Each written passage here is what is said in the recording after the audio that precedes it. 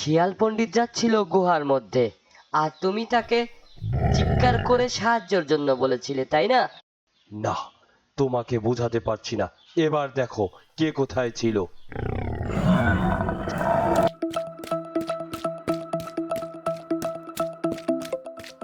আরে ভাই, কেউ তো একটু সাহায্য করো। কেউ কি আশেপাশে আছো?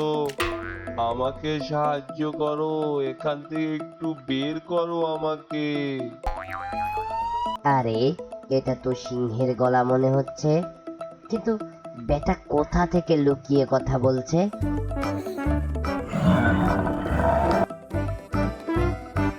আরে ভাই শিয়াল পণ্ডিত, আমি এই গুহার মধ্যে পড়ে আছি, আমাকে এখান থেকে বের করো। উম, উম, আচ্ছা, এই কথা। তা সিংহ মশাই, এই গুহার মধ্যে কি করছেন আপনি? আরে নির্বোধ শিয়াল, বুঝতে পারছো না?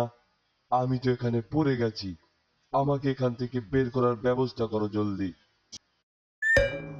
না না, আমি তোমাকে এখান থেকে বের করব না।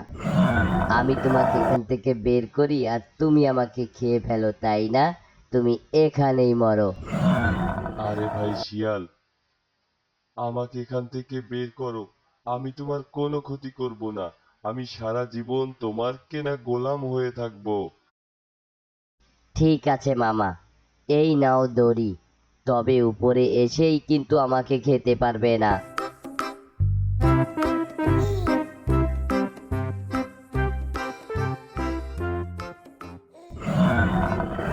হা হা হা, বাঘের পেটে যখন খিদা থাকে তখন কোনো ওয়াদা কাজে আসে না।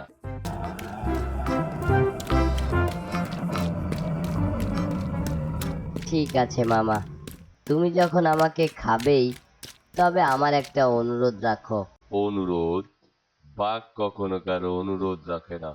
তবে হ্যাঁ, তুমি আমাকে তো একটু সাহায্য করেছো, তার জন্য আমি তোমার জন্য এটুকু করব।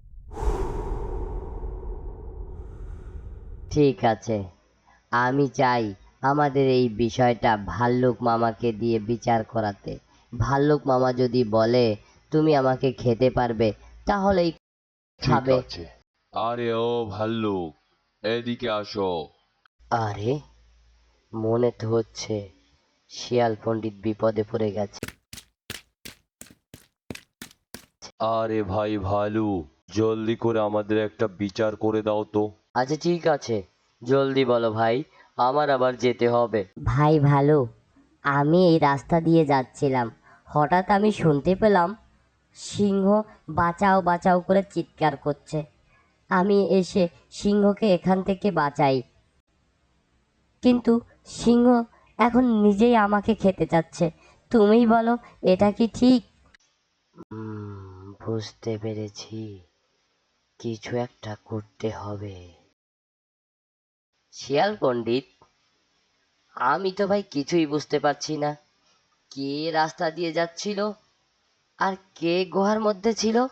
আরে ভালু, তুমি বুঝতে পারছো না? আমি এই গুহার মধ্যে ছিলাম। শিয়াল পণ্ডিত যাচ্ছিল গুহার মধ্যে, আর তুমি তাকে চিৎকার করে সাহায্যের জন্য বলেছিলে, তাই না? না, তোমাকে বোঝাতে পারছি না। এবার দেখো কে কোথায় ছিল। এবার বুঝতে পেরেছি, তাহলে তুমি সিংহ ছিলে এই গুহার মধ্যে, আর শিয়াল পণ্ডিত ছিল উপরে, তাই না? হ্যাঁ, এটাই তো তোমাকে বোঝাতে চাচ্ছি, তুমি কোনো মতেই বুঝছো না। এবার বুঝতে পেরেছো?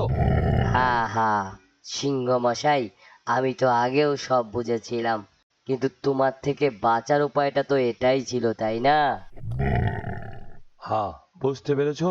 এবার আমাকে টেনে তোলো।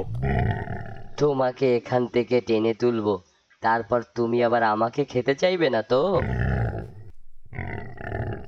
হ্যাঁ হ্যাঁ, ও তখনও আমাকে বলেছিল এখান থেকে বাঁচালে সে আমাকে খাবে না, কিন্তু যখনই আমি তাকে বাঁচিয়েছি তখনই সে আমাকে খেতে চায়।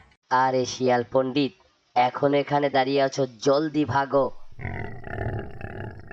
বন্ধুরা, এই গল্প থেকে আমরা কি শিক্ষা নিতে পারি কমেন্টে জানিও। এরকম আরো সব ভিডিও দেখতে আমাদের channel AZ Bangla TV subscribe করো, লাইক কমেন্ট দিয়ে পাশে থাকো।